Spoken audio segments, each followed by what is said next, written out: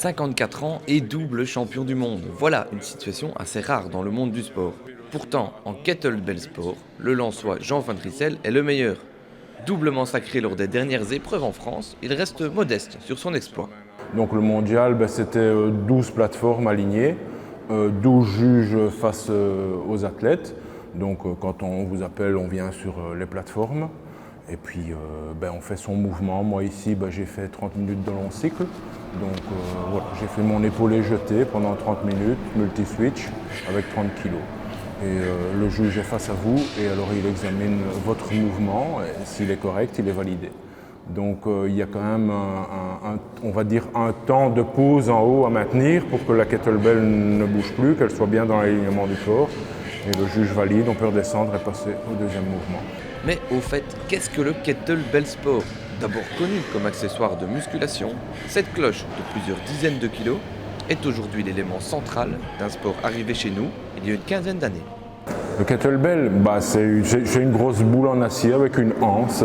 Et avec cette boule, on fait différents types d'exercices, que ce soit du renforcement musculaire ou bien du conditionnement physique. Nous, on la prend pour faire de la compétition.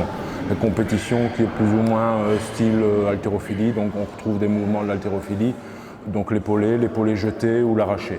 Et avec la montée de ce sport en Belgique, une trentaine de membres fixes font désormais partie de l'association belge de Girevois Sport. Nom particulier, Girevois, montre clairement que ce sport est originaire d'autres contrées. D'après ce qu'on dit, ça vient de Russie.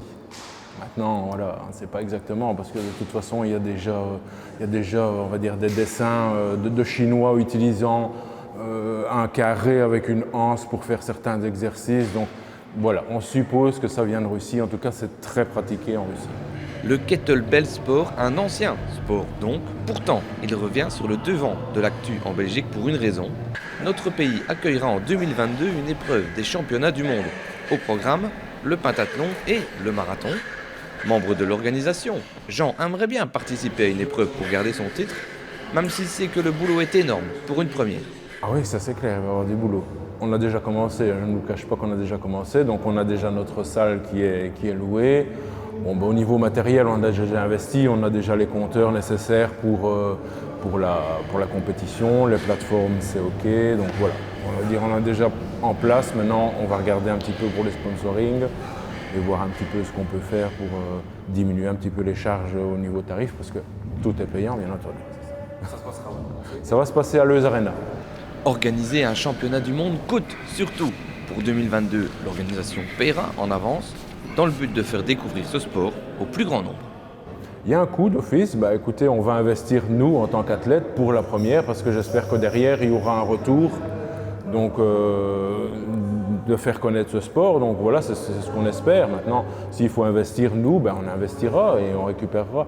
Normalement, les participants vont être là, donc les charges vont être réparties sur les participants.